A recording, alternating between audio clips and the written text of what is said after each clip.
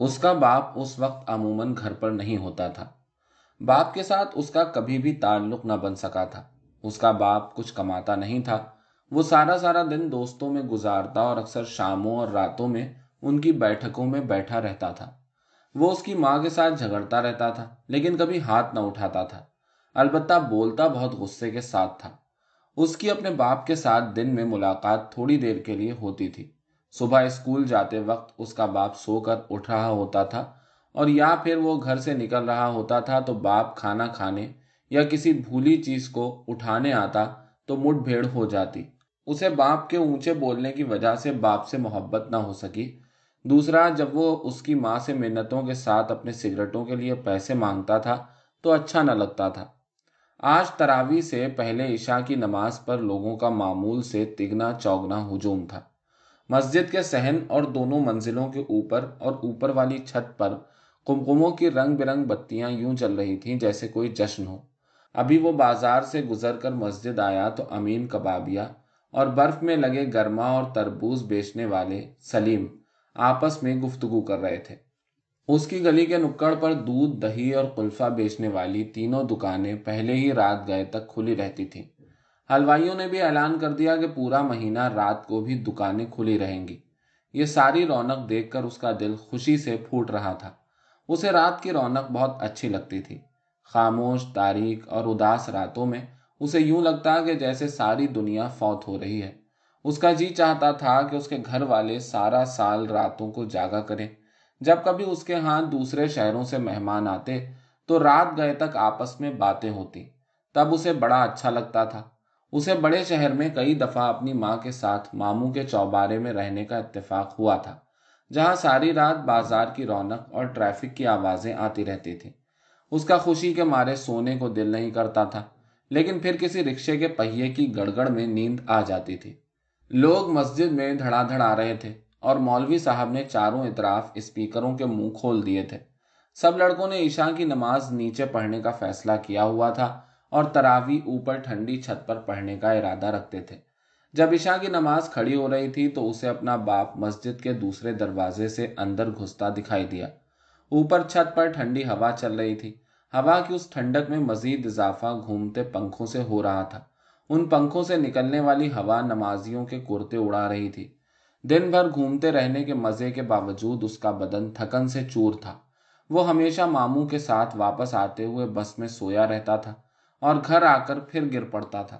آج رات کی گہما گہمی اور گلی کے لڑکوں کے جذبات نے اس کو جیسے کسی توانائی کی چابی سے بھر دیا ہو۔ اسے ہر شے اور ہر عمل تیز تیز، تر و تازہ اور مزے کا لگ رہا تھا، جیسے ایک بھرپور دن کے بعد رات آئے بغیر ایک اور بھرپور دن آ گیا ہو۔ مسجد کی چھت پر سارے لڑکے اکٹھے ہو گئے تھے۔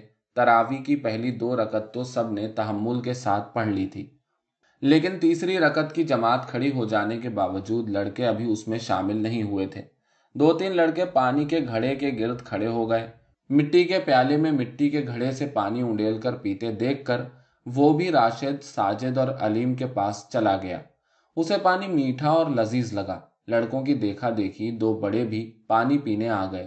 ارشد اور ساجد کسی بات پر اپنی ہنسی روکنے کی کوشش کرتے ہوئے کھی کر رہے تھے اور پانی پی چکنے کے باوجود وہیں کھڑے تھے۔ راشد اور ساجد کی کھی میں اب علیم بھی شامل ہو چکا تھا اور وہ بھی ان کے اس ٹھٹے کے سبب کو نہ جاننے کے باوجود مسکرا کر جاننے کی کوشش کر رہا تھا۔ ان سب کو کسی بات پر ہنس اٹھاتے دیکھ کر رؤوف اور صادق بھی صفوں کے اوپر دوڑتے پاس آ گئے۔ اس نے رؤوف اور صادق کو دوڑنے سے احتیاط کرنے کا اشارہ کیا۔ اگلی صفوں میں چند نمازی جو ابھی جماعت میں کھڑے نہیں ہوئے تھے، جماعت کے دوران بیٹھے تھوڑا سوچ رہے تھے اور سستا رہے تھے، اور کچھ کی زبان پر ورد وغیرہ تھا۔ انہوں نے مڑ کر خوشمگی نظروں سے لڑکوں کی طرف دیکھا۔ راشد کی کھی رکنے میں نہیں آ رہی تھی۔ اس نے پانی کا پیالہ منہ سے لگایا ہوا تھا اور پانی کے گھونٹ بھرتے ہوئے اس کا ایک قہقہا پانی کے غٹاغٹ کے ساتھ اس طرح بلند ہوا کہ پیالہ ہاتھ سے چھوٹ گیا اور پانی سے حلق میں غرارے سے ہونے لگے۔ راشد کی اس اچانک حرکت نے سب کو کھی کرنے پر مجبور کر دیا۔ اب سارے لڑکے ایک جگہ اکٹھے ہو گئے تھے اور جن کو ٹھٹے کی وجہ کا علم نہیں بھی تھا، راشد سے سرزد ہونے والے اس اچانک عمل نے ان کو ٹھٹے میں شامل کر دیا۔ صفوں پر اوندھے لیٹے نمازی اٹھ کر بیٹھ گئے اور لڑکوں کو خاموش رہنے کی تلقین کرنے لگے۔ जमात में खड़े चंद एक नमाजियों ने गले से ऐसी आवाजें निकाली जिनका मतलब लड़कों को शरारतों से रोकने का था।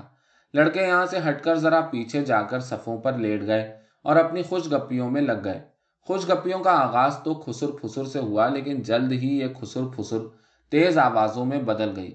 अचानक उन्हें नीचे से दो तीन लोगों के सीढ़ियां चढ़ने की आवाज आई, तो सभी लड़के दूसरी तरफ की सीढ़ियों से भागम भाग नीचे उतर गए और अपनी जूतियों को हाथ में पकड़े मस्जिद से बाहर गली की तरफ दौड़े। गली के साथ मुलका बाजार में हलवाई फेनियां निकाल रहा था। हलवाई के साथ वाली बंद दुकान के थड़े पर शेख इरफान, हसन का बाप और एक और आढ़तिया नंगे पिंडे बैठे हुए थे। लड़के इस तरह भागम भाग मस्जिद की सीढ़ियों से उतरकर गली और बाजार में आए कि उसके कान सालों बाद ये सारा शोर यूं महसूस कर रहे थे कि जैसे भागते चोरों की धमा चौकड़ी हो। नंगे पिंडे बैठे आढ़तियों ने उन्हें दिलचस्पी से देखा। उसे उन आदमियों की नजरें बहुत तीखी और डरावनी महसूस हुई और उनके जुस्से बहुत बड़े बड़े और वहशतनाक लगे। आज इतने सालों के बाद सूफी का ये सोचकर जी चाहा कि वो अपने आबाई शहर में उन आढ़तियों के साथ थड़े पर बैठे और आज गुजरने वाले लड़कों को इन आढ़तियों की नजरों की चुभन से निजात दिलाए।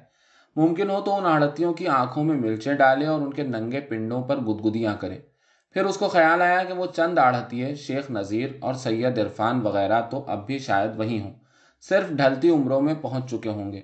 इन लौंडेबाजों ने लौंडों को कैसा डराया धमकाया हुआ था। सूफी बस के अंदर बैठा अपने उन दिनों के खौफ को याद करके मुस्कुरा दिया।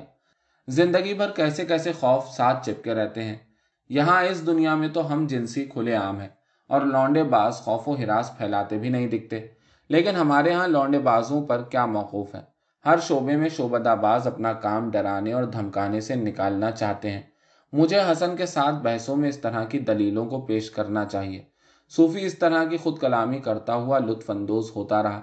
शेख नज़ीर, हसन के बाप और सैयद इरफान के नंगे पिंडों को याद करते करते उसे टोरंटो की गे परेड याद आ गई, जहां पिछले महीने लाखों लोग जमा थे। उनके नंगे पिंडे बॉडी बिल्डरों जैसे थे और सब अपनी हमजिनसी के अमल को मनाने के लिए इकट्ठे हुए थे। सूफी को हमजिनसी से लगाव न होने के बावजूद यहाँ ये सब कुछ बुरा न लगता था। हमजिनसी के अलावा तीसरी जिन्स की भी तो अपनी जिनसी ज़रूरत है। सूफी को अपने इन अनोखे ख्यालों पर हंसी सी आती। फिर यही अनोखे ख्याल अनोखी हकीकतों में ढल जाते हैं। उसने सोचा। शबे बारात याद आने पर सूफी को झील वाली मस्जिद, फुलझड़ियां पटाखे, सिद्दीक दर्जी, साबिर हलवाई और हनीफ दूध वाला याद आ गए। उसे यह सब कुछ किसी पाकिस्तानी फिल्म की स्क्रीन पर पुरानी तर्ज के घूमते रंगों के दायरे की तरह याद आने लगा। शबरात से एक रात पहले कत्लों, फेनियों, पूरियों और मिठाइयों के ढेरों ढेर बनाने की तैयारियां शुरू हो जाती थीं। साबिर हलवाई के हलवे का जायका उसे टोरंटो की यंग स्ट्रीट पर चलते हुए अपने मुंह में वैसा ही महसूस हुआ। उसका जी चाहा कि वो भागकर इंडियन बाजार से हलवा खाए ताकि इस फर्जी जायके की असलियत से फौरी जान छुड़ा सके। सिद्दीक दर्जी की दुकान शबरात और चांद रात को सारी रात खुली रहती थी। उसे तब ये समझ न आती थी कि इन खुशी के मौक़ों को सिद्दीक दर्जी और उसके कारीगर लड़के किस तरह मनाते होंगे, क्योंकि वो तो सारी रात काम करते रहते थे। कत्लों, फेनियों, पूरियों और मिठाइयों के ऊपर तैरते और बाद में जमे घी की याद ने उसके मेदे को जैसे बोझल सा कर दिया था। शबरात और चांद रात के आखिरी पहर में झील वाली मस्जिद खाली खाली सी लगती थी। उस मस्जिद के सहन में एक चौड़ा सा हौज था जिसके गिर्द नमाजी बैठकर वुजू किया करते थे, लेकिन लड़कों ने इसका नाम झील वाली मस्जिद रख छोड़ा था और कई नातिया मुकाबलों के इश्तिहारों में उस जामिया मदीना मस्जिद का नाम झील वाली मस्जिद के तौर पर छपकर दायमी हैसियत इख्तियार कर चुका था। चांद रात या शब रात को उसे यूं लगता था कि जैसे नींद ही उड़ गई हो। बाजारों, गलियों, मोहल्लों में बेमकसद फिरते फिरते जब खुशी भी बेमकसद लगने लगती तो अपनी गली की नुक्कड़ पर हनीफ दूध वाले की दुकान के बड़े से कड़ाहे के अंदर मनो दूध गैस के शोले की भड़कदार आवाज के साथ मलाई की मोटी तह के नीचे यूं मचल रहा होता कि जैसे ही कहीं से मलाई की मोटी तह टूटे तो ठाठे मारता हुआ सफेद दूध का समुंदर दिखाई दे। हनीफ दूध वाले की दुकान की गद्दी पर हनीफे के साथ हसन का बाप नंगे पिंडे बैठा होता था। तब हसन का बाप हर गुजरने वाले लड़के और औरत को ललचाई और मस्त नजरों से देखा करता था। पप्पू को उन ललचाई और मस्त आंखों की चुभन अब भी वैसी ही महसूस होती। हनीफे की लाल बोटी जैसी शराबी आंखें, कुड़ते दूध और राहगीरों पर आंख न झपकने वाले सांप से आदमी बन जाने की तरह गड़ी रहती। صوفی کو بچپن اور لڑکپن میں سب پپو کہہ کر پکارتے تھے۔ اسے تب بھی احساس تھا کہ اس کے ہاں پپو ان لڑکوں کو کہتے ہیں جن پر حنیف دودھ والے جیسے شرابی مست جٹوں کی، حسن کے باپ جیسے بنیوں کی، صدیق درزی جیسے لاغر خوشامدیوں کی اور آصف راج جیسے دادگیروں کی نظریں ہوتی تھیں۔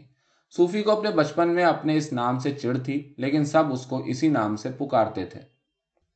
شائقہ کی سلمیٰ سے ملاقات ایک سوشل ویلفیئر کے دفتر میں ہوئی تھی، جہاں وہ اپنے شوہر صوفی اور 2 بچیوں کے ساتھ حواس باختہ سی کھڑی دکھائی دی تھی۔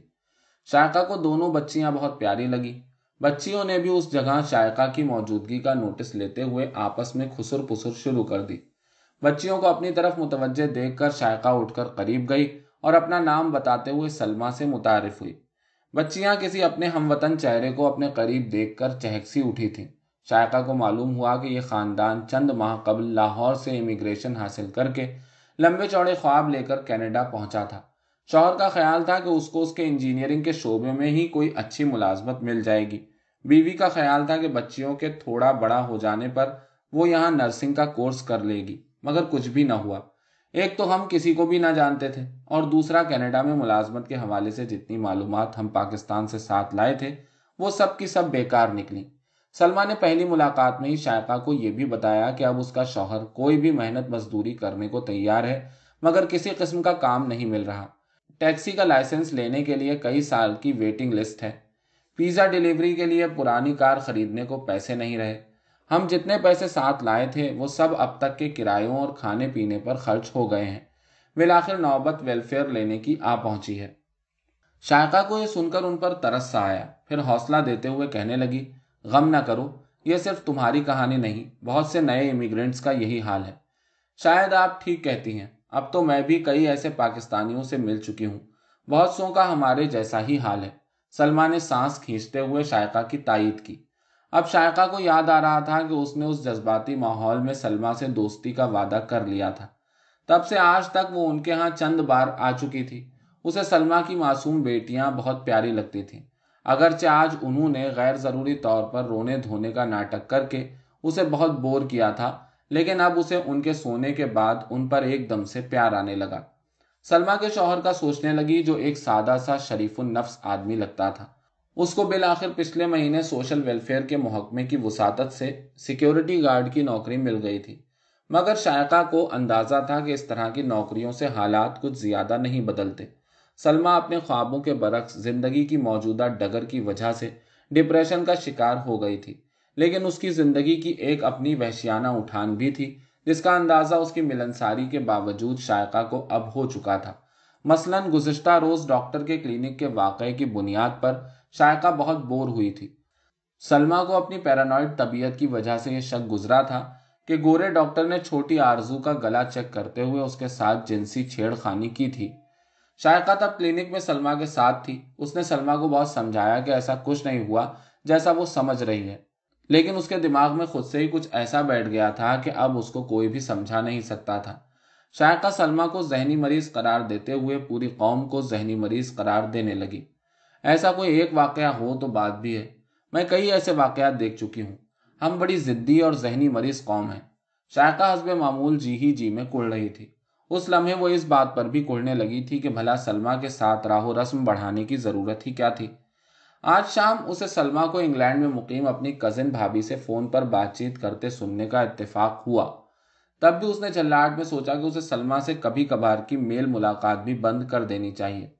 اس کے کانوں کو یقین نہیں آ رہا تھا کہ پاکستان کی ایک نام نہاد پڑھی لکھی لڑکی اس طرح کی فرسودہ باتیں بھی کر سکتی ہے، مگر شائقہ ملال کی کیفیت میں بہت سی اور پڑھی لکھی پاکستانی خواتین کو یاد کرنے لگی جن سے ملاقاتوں کے دوران شائقہ ایسے ہی ذہنی دھچکوں کا شکار ہوئی تھی۔ اللہ معاف کرے بھابھی، ان گوریوں کو تو ننگے پھرتے ہوئے شرم نہیں آتی۔ بھابھی، میں تو اپنی بچیوں کو 7 سال کی عمر سے اسکارف لینے کی عادت ڈال دوں گی۔ سلمیٰ بھابھی کو اپنے خیالات سے آگاہ کر رہی تھی۔ نہیں بھابھی، 5 سال کی عمر ذرا زیادہ چھوٹی ہے۔ غالباً اس کی بھابھی نے 5 سال کی عمر میں اسکارف لینے کی تجویز دی ہوگی۔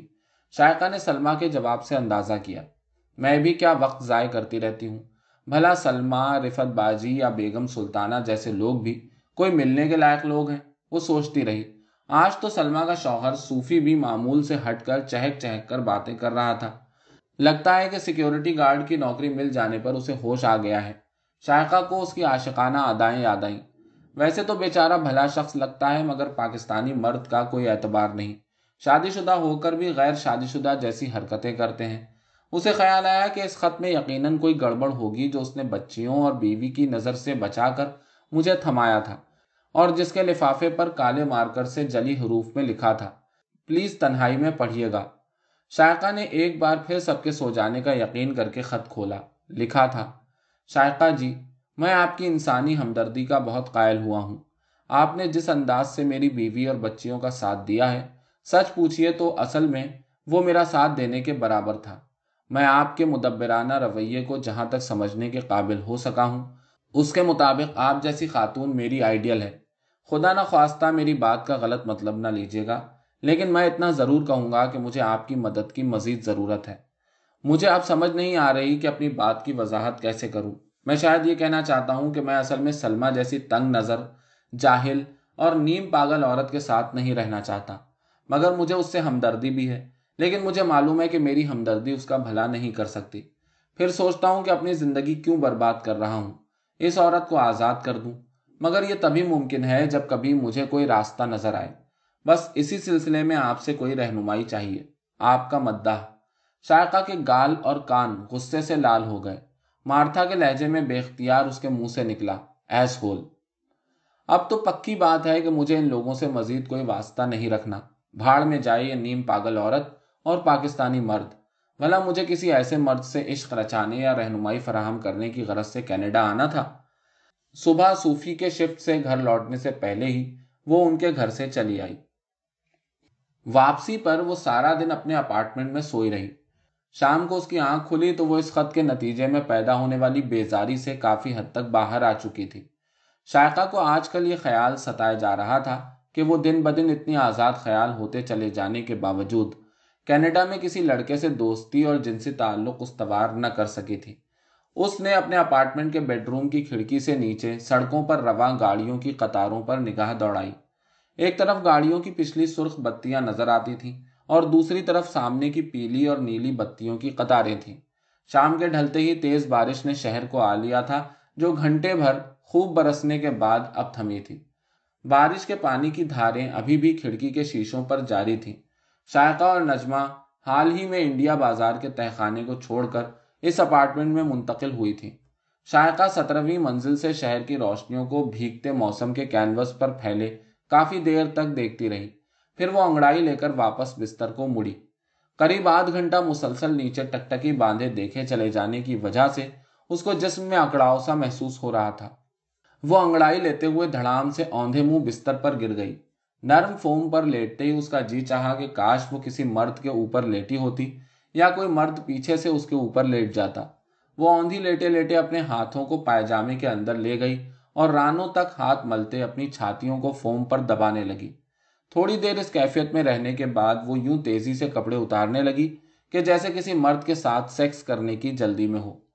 اپنے کپڑے اتارتے ہوئے شائقہ کو نجمہ کا ننگا بدن یاد آیا، جس کو اس نے ایک بار ایک جھلک کی طرح دیکھا تھا۔ اس نے کپڑے اتار دی اور رضائی کے اندر گھس کر آنکھیں بند کر کے انگشت زنی کی مستی میں ڈوب گئی۔ وہ اپنے جسم کے انگ انگ کو یوں محسوس کر رہی تھی جیسے وہ کسی اور کا جسم ہو۔ اسی کیفیت میں ڈوبی وہ نجمہ کے بارے میں سوچنے لگی۔ جب نجمہ رات دیر گئے اپنے کام سے لوٹے گی تو میں اس کو اپنے ساتھ لیٹنے پر مائل کروں گی۔ جب وہ اپنی مستی کے عروج پر پہنچی تو اسے اس مردانہ جنسی کھلونے کا خیال آیا جو مرد کے آلۂ تناسل کی طرح ہوتا ہے اور جسے وائبریٹر کے نام سے اس نے ٹی وی کے ایک جنسی پروگرام میں دیکھا تھا۔ اس کھلونے کو دیکھتے ہوئے اسے ہنسی بھی آئی تھی۔ اب وہ اپنی خود لذتی پر عروج پر پہنچ کر اس تصور میں سسکیاں لے رہی تھی کہ جیسے وہ کھلونا اس کے منہ میں گھسا ہوا ہو۔ اسی کیفیت میں اس کی آنکھ لگ گئی۔ آنکھ کھلی تو سب سے پہلے اس کی نظر کلاک پر پڑی۔ رات کے 8:30 بجے کا وقت تھا۔ نجمہ اگلے 1 گھنٹے کے دوران پہنچنے والی ہوگی۔ اس نے نجمہ کو ہم جنسی پر آمادہ کرنے کے ارادے کو مضبوط کرنا شروع کر دیا۔ اس پر ٹھیک سے یہ واضح نہیں تھا کہ اسے کون سے اقدام سے آغاز کرنا ہے اور پھر نجمہ کا کیا رد عمل ہونا ہے۔ آخر نجمہ بھی میری طرح انسان ہے، اس کا بھی سیکس کے لیے جی چاہتا ہوگا۔ جہاں تک اسے پتا تھا نجمہ کا کوئی بوائے فرینڈ بھی نہیں تھا۔ अगरचे एक साथ एक ही घर में रहने के बावजूद दोनों की तफसीली मुलाकातें कम ही होती थीं, लेकिन शायका को इतना अंदाजा तो हो गया था। खैर, अगर उसने बुरा मनाया तो माफ़ी मांग लूंगी। ये सोचते हुए उसे गुज़श्ता रात सूफ़ी के ख़त वाला वाक़या याद आया। फौरन ही उसका ध्यान उस ख़त से नजमा के बारे में अपने इरादों की तरफ मुड़ा और सोचने लगी कि सूफ़ी के ख़त लिखने के बेहुदा अमल और नजमा के बारे में उसके इरादे की बेहूदगी में कोई ज़्यादा फ़र्क तो नहीं। खैर, ऐसा भी नहीं, बहुत फ़र्क है, मगर शायद बेहूदगी दोनों बातों में है। शायद बेहूदगी इंसान के वजूद का हिस्सा है। ये तज्जिया करते हुए वो सूफ़ी की बेहूदगी पर हंसी पड़ी। नजमा हस्बे मामूल स्टोर से अपनी शिफ्ट खत्म करके लौटी। अपार्टमेंट में घुसते ही शायका को बिस्तर पर दराज देखकर थोड़ा खटकी। क्यों, खैरियत तो है? तुम इस वक्त घर कैसे? उसने थोड़ी हैरत का इजहार करते हुए पूछा। कल रात सलमा के यहाँ थी। सुबह जब वहां से आई तो तुम उस वक्त सो रही थी। मैं दिन को ठीक से सो नहीं सकी, अलबत्ता शाम को आंख लग गई। अभी थोड़ी देर पहले ही उठी हूं। सुनाओ, तुम्हारा दिन कैसा गुजरा? अपनी वजाहत करने के बाद उसने नजमा से पूछा। बुरा नहीं था, यह कहकर नजमा गुसल खाने में घुस गई। इस असना में शायका बिस्तर से उतरकर सामने सोफे पर बैठ गई। उसे अंदाजा था कि नजमा गुसल खाने से बाहर निकलकर वहीं खड़े खड़े कपड़े बदलेगी। शायका को एहसास हुआ कि जैसे वो आज रात जहनी तौर पर हर किस्म के ड्रामे के लिए तैयार है। क्यों, खैर तो है? कहीं बाहर जाने की तैयारी है? बाहर निकलने पर नजमा ने शायका को सामने सोफे पर बैठा देखकर आंखों में शरारत भरी मुस्कुराहट के साथ कहा, नहीं, आज घर ही रहने का इरादा है। शायका नजमा की हरकत का जायजा लेते हुए बोली, चलो ये तो अच्छा इरादा है। भाई टीवी चलाओ, बैठ के टीवी देखते हैं। खाना तो मैं मॉल के मैकडोनल्ड से खा आई हूँ। यह कहकर नजमा ने स्वेटर उतारा तो उसके नीचे शायका को उसकी बारीक सी शमीज नजर आई। शायका टीवी को ऑन करके दबे पांव नजमा के पीछे जा खड़ी हुई। जो ही नजमा ने शमीज उतारी और नाइटी को पहनने लगी तो शायका पीछे से उसके साथ बगलगीर हो गई। ऐ शायका, पागल हो गई हो? वो हैरत से घूमकर उसकी तरफ मुड़ी। नजमा के उसकी तरफ घूमते ही शायका ने उसके होंठ अपने होठों में कस लिए। शायका को यह जानकर हौसला हुआ कि इस तवील बोसे में नजमा भी एकदम से फाल हो गई थी। माफ करना नजमा, मैं आज बहुत गर्म हूं। उसने पहले और दूसरे बोसे के वक्फे में उसकी ब्रा को खोलते हुए ख्वाबीदा लहजे में कहा। मगर मैं लेस्बियन नहीं हूं। नजमा भी इस अमल में मुकम्मल गुम होकर बोली। लेस्बियन तो मैं भी नहीं हूं, मगर क्या करूं, मैं बहुत गर्म हूं। वो नजमा के पिस्तानों को चाटते और हाँपते हुए बोली। अच्छा चलो, तुम अपने भी तो कपड़े उतारो। नजमा ने अपना हाथ उसकी कमीज के नीचे उसकी नाक तक ले जाते हुए कहा। शायका अब तक अपने इरादे को पाए तकमील तक पहुंचाने में ही इतनी मगन थी कि उसे अपने कपड़े उतारने की फुर्सत नहीं मिली थी। अब नजमा की तरफ से यह पैगाम मिलने पर वो अपनी कामयाबी पर दिल ही दिल में यूं शाद हो उठी कि जैसे उसने कोई मार का सर कर लिया हो। हम जिनसी के समल से गुजरते हुए वो वाज़ेह तौर पर महसूस कर रही थी कि नजमा तो इसमें उससे कहीं ज्यादा जारह निकली। कपड़े उतारते ही नजमा ने शायका को सोफे पर पटका और उसके ऊपर किसी लड़के की तरह चढ़ बैठी। तुम तो मुझसे भी ज्यादा गर्म निकली हो, शायका उसकी जारहाना चूमा चाटी के दरमियान बोली। ओह वाकई? जवाब में ये कहते हुए नजमा ने अपनी उंगलियां शायका के अंदामे निहानी में डाल दी। शायका को यूं लगा कि जैसे वाइब्रेटर्स बैक वक्त उसके मुंह और शर्मगाह में घुस गए हों। थोड़ी ही देर में शायका पुरसुकून हो गई तो नजमा ने अपनी छातियां उसकी छातियों से मलते हुए पूछा, क्या आज कोई लड़का नहीं मिला था? मुझे कहाँ लड़का मिलना है, मैं तो ऐसे ही कॉफी शॉपों में मारी मारी फिरती रहती हूँ। शायका हुनूज नजमा के बोझ तले दबी हुई थी। अब मेरे सामने न बनो। नजमा ने एक बार फिर उसके होंठ चूसते हुए उसके गाल पर प्यार से थपकी लगाने के बाद कहा। कसम खुदा की, मैं झूठ नहीं बोल रही।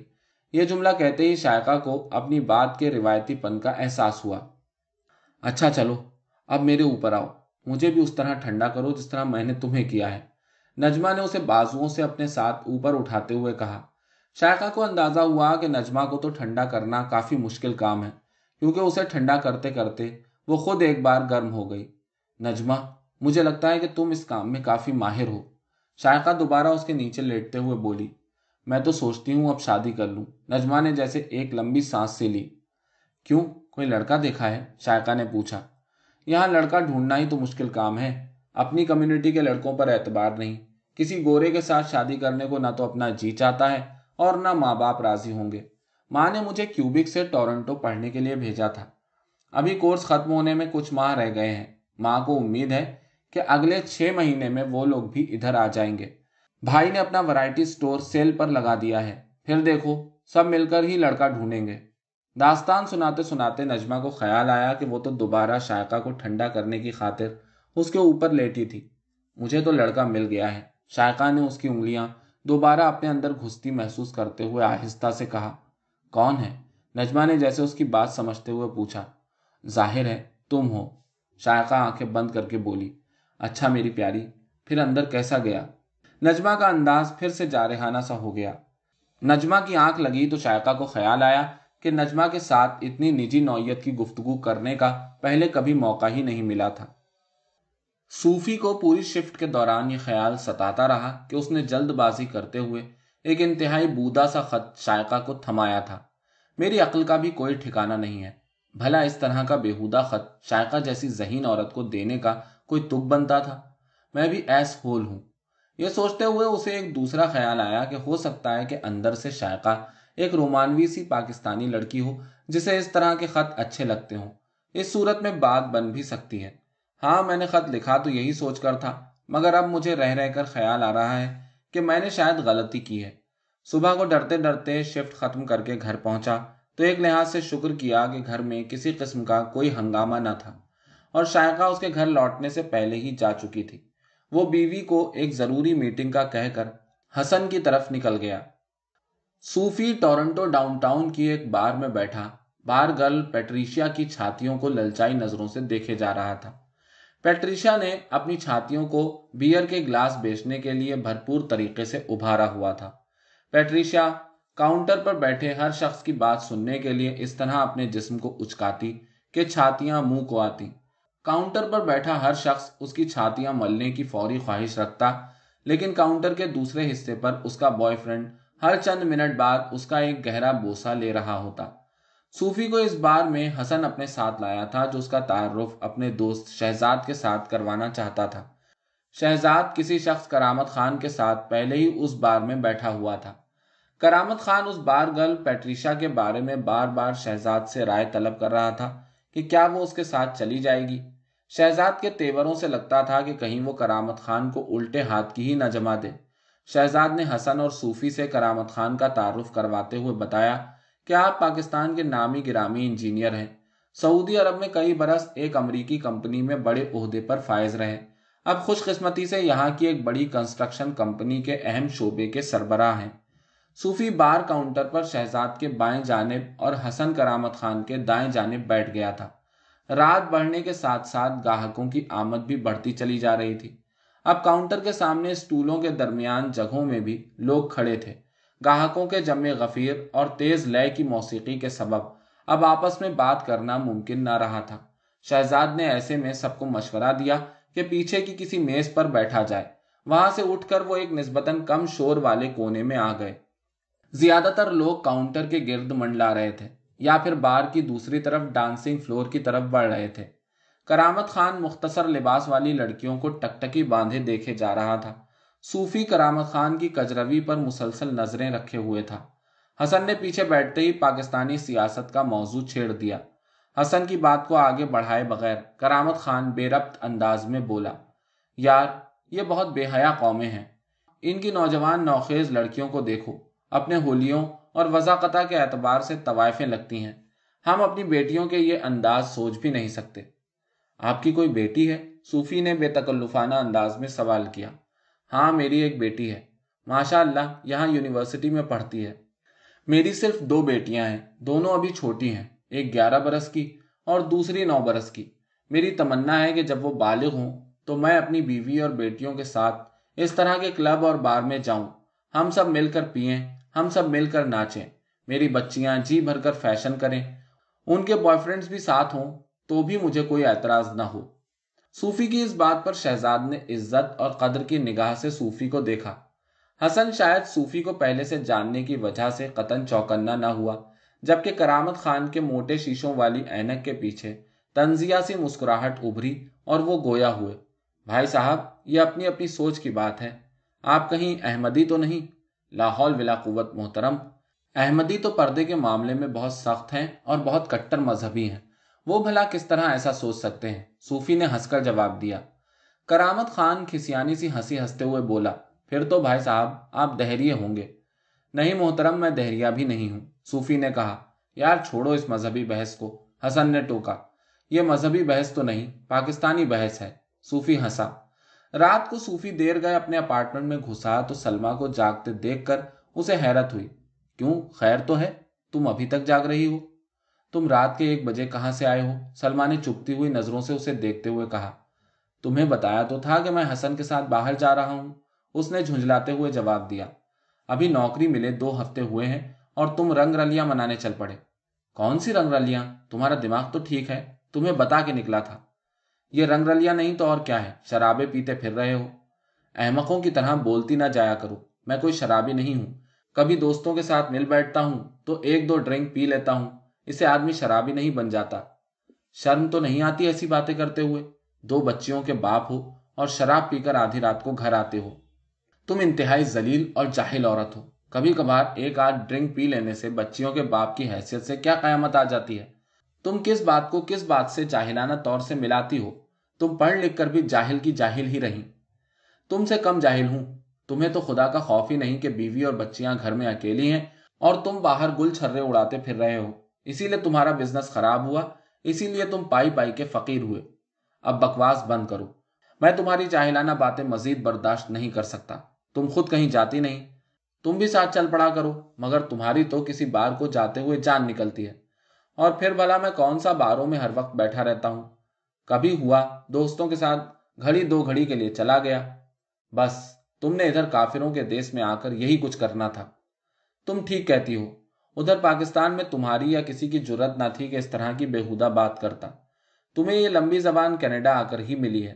وہاں تمہارا بھائی بہنوئی اور باپ جام پر جام چڑھاتے رہتے تھے، ان کی گھر سے باہر عورتوں کی سبیل لگی رہتی تھی، مگر تم خود، تمہاری بہن اور تمہاری ماں ہماری رشوتوں کی کمائیوں سے سونے کے سیٹ پہنے ڈرائیوروں والی گاڑیوں میں لشکاریں مارتی ادھر سے ادھر آ جا رہی ہوتی تھی۔ میرے بھائی باپ اور بہنوئی کے بارے میں تہمتیں نہ لگاتے پھرا کرو۔ وہاں تواصل میں تم نے عورتوں کو پیچھے لگا رکھا تھا۔ صوفی غسل خانے کے فلش پر بیٹھے سوچ رہا تھا کہ کیسی جاہل عورت سے واسطہ پڑا ہے۔ پھر اسے خیال آیا کہ اس نے بہت دنوں سے سلمیٰ کے ساتھ سیکس نہیں کیا، اس لیے اس کا موڈ لاشعوری طور پر خراب ہے۔ ابھی جب اندر جا کر لیٹ جائے گا تو تھوڑی دیر بعد پیچھے جاؤں گا، اس کے بدن پر ہاتھ پھیروں گا تو کچھ صورتحال بہتر ہوگی، مگر فوراً یہ سوچنے لگا کہ اس طرح کی عورت کے ساتھ کب تک یوں گزارا ہوگا۔ پھر اسے خیال آیا کہ آخر حل بھی کیا ہے۔ اچانک شائقہ کے نام لکھے رقعے کا خیال آیا تو خفت کا احساس ہوا۔ لاہور میں وہ اکثر پنجابی میں کہا کرتا تھا کہ فلاں نے چول ماری ہے۔ اسے محسوس ہوا کہ اس کی یہ حرکت بھی تو کسی چول سے کم نہیں تھی۔ غسل خانے سے باہر نکلا تو سلمیٰ حسب توقع اٹھ کر اندر بیڈ روم میں جا چکی تھی۔ وہ اپنی سوچوں کے تسلسل میں وہیں کرسی پر بیٹھ کر سوچنے لگا۔ اسے بچیوں کے ہوتے ہوئے اس عورت کو چھوڑنے کا خیال انتہائی غیر دانشمندانہ لگا۔ اور یوں بھی میں انہیں چھوڑ کر جاؤں گا کہاں اور کروں گا کیا؟ مجھے اصل میں خود کو مصروف کرنا چاہیے۔ پہلے تو اب تک کے کاروباری اور مالی زخموں کو بھروں، سیکیورٹی گارڈ جیسی نوکریوں سے گھر کو چلاؤں، مگر پھر یہ اداسی بھرا خیال آیا کہ اس طرح کی نوکریوں سے نہ تو گھر ٹھیک سے چلتا ہے اور نہ آگے نکلنے کا راستہ ملتا ہے۔ اسی پریشانی میں بیٹھے بیٹھے اچانک امید کی کرن سوجھی کہ کیوں نہ اپنی انجینئرنگ کی تعلیم کو آگے بڑھایا جائے تاکہ کوئی ڈھنگ کا کام مل سکے، اور پھر سلمیٰ کو بھی کسی چھوٹی موٹی نوکری کی طرف آمادہ کیا جائے تاکہ اس کی جاہلانہ باتوں میں کچھ کمی واقع ہو سکے۔ کیا اب ساری رات ادھر ہی بیٹھے رہنا ہے؟ اس کی سوچوں کے حالے کو توڑتے ہوئے سلمیٰ کی آواز بیڈ روم سے گونجی۔ آتا ہوں۔ وہ کچھ سجھائی دینے والے راستے کی امید کے احساس سے اٹھا اور بیڈ روم کو چل دیا۔